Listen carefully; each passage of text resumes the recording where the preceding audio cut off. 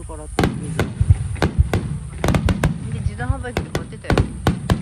嘘？トイレの？うん。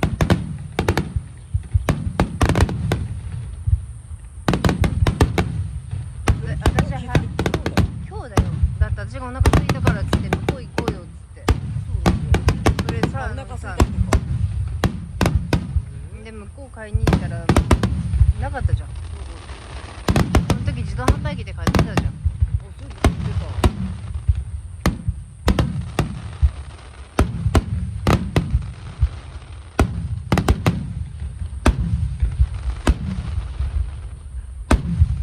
あの中に入れちゃった。アルミにさ。